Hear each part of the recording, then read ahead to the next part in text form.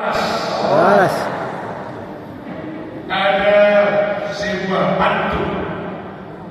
Biasanya kalau ada pantun sedikit keras, kan? Ada sebuah pantun. Anak kecil bermain sampan. Cakep.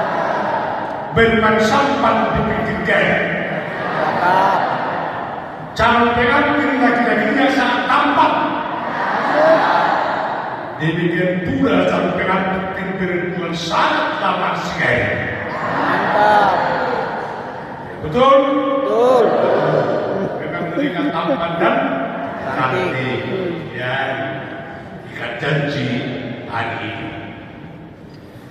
Saudara-saudara yang dikasihi Kristus, firman Tuhan untuk kita hari ini dalam ikat janji saudara Roy dan Angelina, dan juga menjadi firman Tuhan bagi kita semua yang berkumpul di sini. Saya kutip dari Mazmur 25 ayat yang ke-10.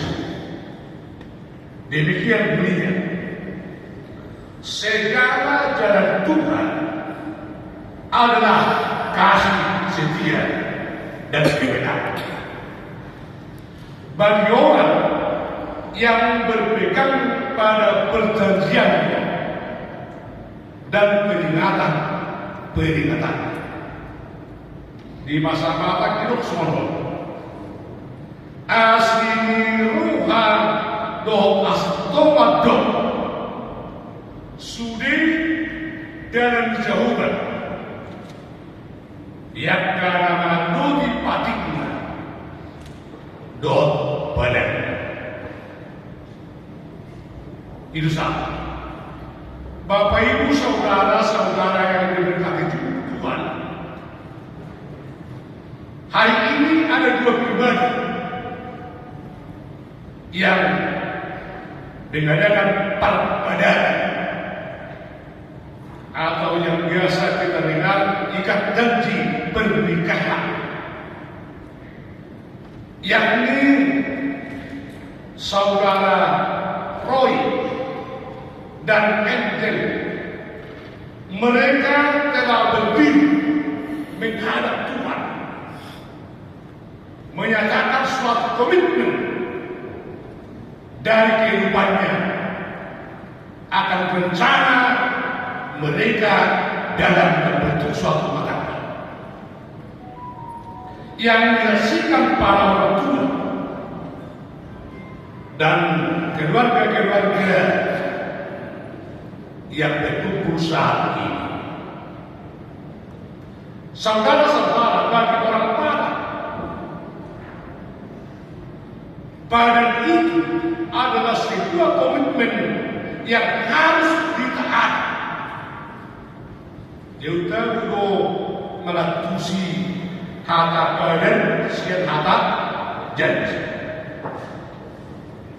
Karena di sebagian orang janji sudah menjadi hal biasa yang sering dilakukan. Jadi berusia ada berwarna berjanji kuning. Tetapi kalau berpadan yang ada di budaya Batak adalah sesuatu komitmen yang harus ditaati, dilakukan, dan diwariskan kepada generasi. Jadi Bapak Ibu Saudara, sebelum Injil memasuki suku Batak adalah suku yang setia pada badannya, setia pada janjinya. Karena ada perkataan dalam janji badan itu mengatakan seperti ini: dekke bisa bulan tutongina sudah bulan hanak siose badan turipurna tubakuna.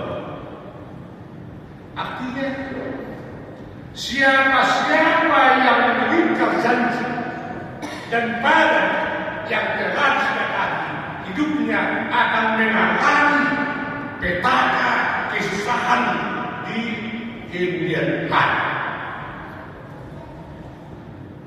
Sehingga orang makan sangat melakukan bahkan menjaga badannya. Kemudian ada perkataan dalam bahasa Batak perkataan seperti ini. Togu urat di bulu, untuk wadok urat di badan. Togu di doki uhum, untuk wadok di doki badan. Artinya sekuat-kuat ikatan hukum yang tertulis dengan pasal-pasalnya, tapi lebih kuat ikatan badan. Mana janji? Jadi yang mendengar kekuatan itu adalah suatu yang sangat setia pada badan dan perjanjian yang telah pernah disepakati. Walaupun badan itu tak pernah tertulis, hanya diwariskan secara lisan, maka badan yang baik itu dari generasi ke generasi selalu dipakai. Contoh, banyak warga-warga di Tanah Batak yang menjadi seakan-akan agak berani, walaupun mereka bukan dari keturunan yang sah. Contoh, kebetulan awal Tuban, kan? Jadi ada warisan yang kami terima sudah berapa generasi, dan sampai sekarang masih kami ingat dan kami selamat. Ada warisan yang mengatakan seperti ini: kubal-kubal dan kayu, akhirnya kubalo lupa baju. Padahal lupa baju itu adalah bagaimana? Jadi yang kedua, satu dari waktu ini buat baju. Ubah itu sudah jauh hubungannya. Tapi karena badan ini, akhirnya lupa baju sampai sekarang. Kalau kita ini lupa dengan saya terkenal lupa abang. Demikian juga berusia. Baru kurban, baru berbagi, bapak. Benar. Tapi saya tanya di waktu koloniasi Rebaban,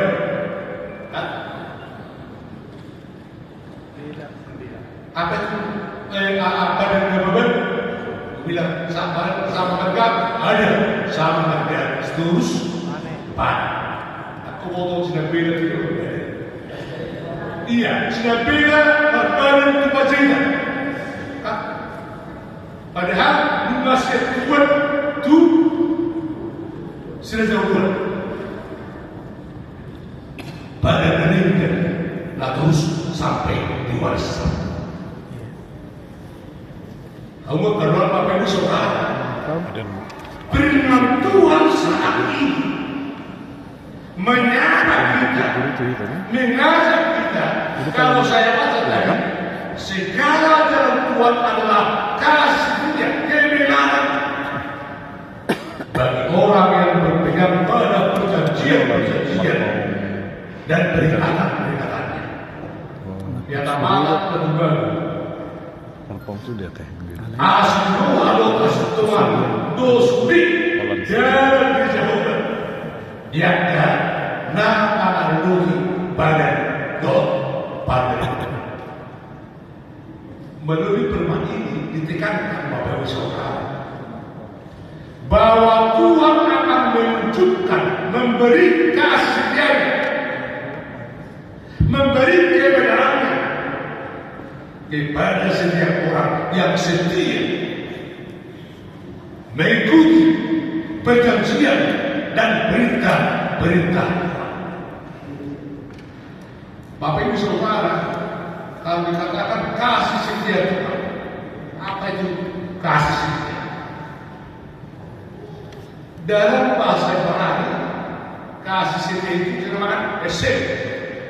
Esek artinya kasih setia itu adalah kemurahan hati Tuhan yang dicurahkan. Esek kebaikan Tuhan yang dinyatakan untuk dinikmati setiap orang yang taat akan perintah Tuhan. Dan itu juga Bapak Ibu Saudara menjadi sesuatu nilai yang harus kita petik dari kita. Kasih setiap Tuhan, esek kemurahan Tuhan dicurahkan, kebaikan Tuhan dinyatakan untuk dinikmati setiap kita yang taat dan berpegang kepada perintah-perintah Tuhan. Kemurahan Tuhan akan menyertai setiap orang yang hidup sesuai dengan perintah Tuhan, yang hidup dalam kebenaran. Demikian saat ini untuk saudara Roy Jirini, Andreas Lebih, dan Krishna Angelita Urmabau. Saudara berkomitmen di dalam dasar kasih dan perintah Tuhan dengan berbadan ikat janji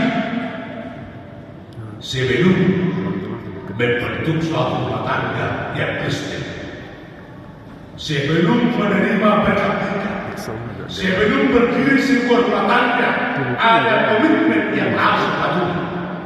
Nah, coba sebutkan Roy ini. Yang pasti tak dibuka. Cepat kata sifat, bukan? Kalau dia amalnya itu tak perlu, ya. Ya, amal kita beda itu kata saya. Amal betul, nak sulit itu saya jadi itu kata saya. Nak tarik. Awak tak perlu. Ini bukan hanya lewat, harus dikhayakan. Lihat coba begini. Saya suku Josiroyo, ini ada betul. Saya suku Josiroyo. Tadi ada 5 komitmen menjadi dasar dan pedoman kalian sebagai benda melihat janji sebelum diberikan suara sebutkan Roy. Ya,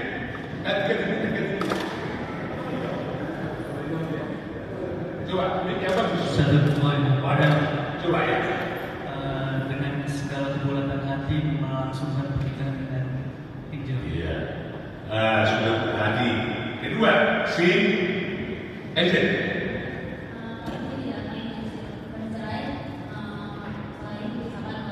Itu sudah ketiga, nomor ketiga. Kembali kedua Roy.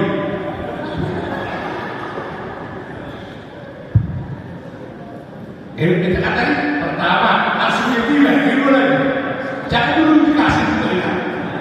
Ini manusia lulus bukan, tapi usia bagaimana dia dalam hatinya telah hampir dan dia kompeten yang berkosong tahu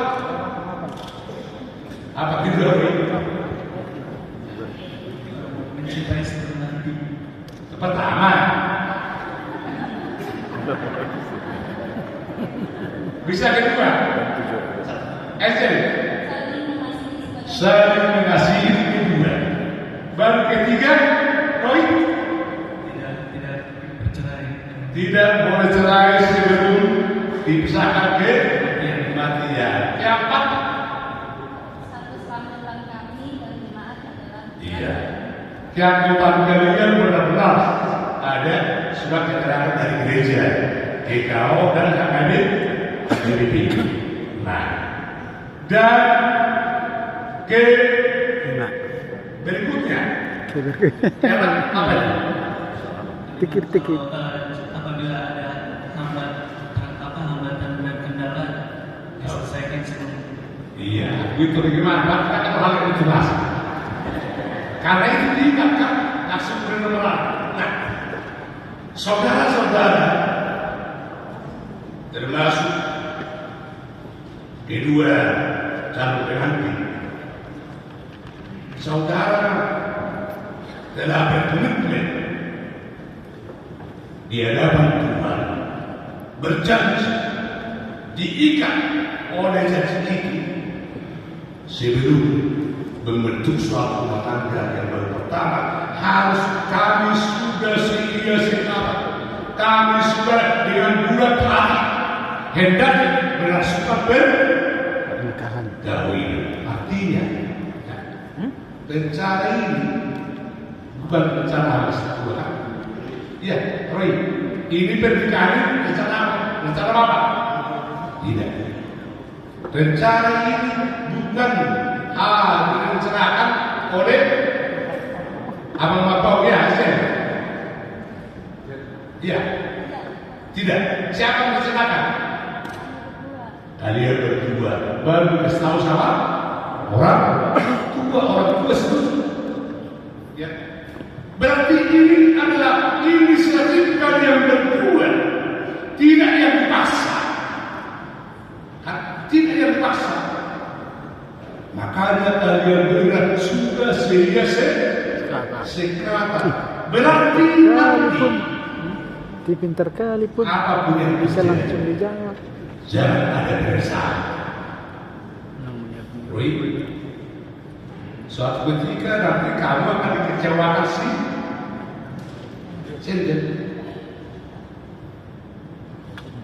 Angel juga akan merasakan dikecewakan oleh si Roy. Coba tanya ibu-ibu, ya ibu, termasuk istri pendeta, pernahkah ibu-ibu ini dikecewakan oleh suaminya? Berasa ada buat sekali. Semua ibu pernah dikecewakan. Coba tanya bapak ini, pernahkah bapak-bapak kesal dibuat istrinya? Oh, lebih kuat lagi. Karena di rumah tangga ini tidak selalu lurus. Karena setiap pribadi memiliki cara pandang yang berbeda. Nah, di sanalah anak-anak Tuhan. Ya. Walaupun pernikahan itu ada seorang penulis Understein mengatakan selamat hidup dan rukun. Selamat hidup dan rukun. Jadi kata kalian sudah sedia-sedia. Kalau nanti ada ribut, kami harus rukun. Itu artinya sedia-sedia. Tidak ada penyesalan. Jangan sampai ada penyesalan nanti umur bau. Kembalikan saja saya ke rumah. Ibu, tidak boleh. Kedua, kami harus saling mengasihi. Itulah rumah tangga Kristen. Ya. Saat dikecewakan, saat kesal, saat marah, tetap mengasihi. Nanti seperti besok, ya, tetap menikah. Jadi orang Kristen seperti itu. Dalam rumah tangga, saat marah, saat kesal hatinya, saat dikecewakan, tetapi hak kasih itu akan tetap penuh. Itu artinya kami harus saling mengasihi. Jadi saling mengasihi itu bukan hanya di saat senang, tetapi saat susah, sedih, senang, tetap mengasihi. Oke? Ente, Roy, ya tetap mengasihi. Kan? Kedua, Ketiga, tidak boleh bercerai ya kecuali misalkan kematian. Si ente apapun yang terjadi, kalau kamu sudah serumah dengan si Roy, jangan pernah tinggalkan dia karena kamu kesal. Si Roy, kalau kamu sudah serumah dalam rumah kamu dengan Shelter, walaupun kecewa, jangan pernah lari dari rumah meninggalkan Maya. Apapun yang terjadi, jangan pernah meninggalkan Maya. Itu artinya tidak akan boleh cerai tahu. Tahankan. Itu.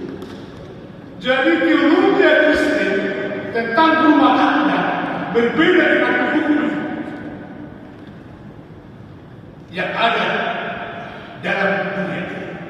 Hukum yang ada dalam dunia katakan kalau tidak cocok lagi, lebih baik cerai.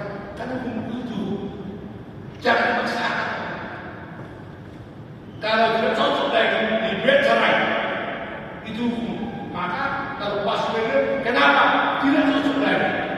Iya, sudah selesai. Tetapi dalam hukum teologi Kristen tahu, tahankan sampai kematian yang memisahkan. Bisa berubah kaum? Iya, jadi sebetulnya tidak.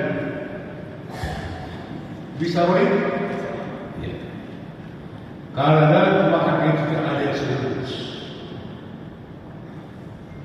Ada karakter, tapi tidak boleh cerai, tidak boleh meninggalkan. Apabila dalam rumah tangga itu ada sesuatu yang tidak menyenangkan, tahu sambil berdoa kepada Tuhan. Ya, dan sekarang ada fenomena sakit hatinya kepada saudaranya, kepada suaminya, kepada istrinya, dikasih tahu sama-sama.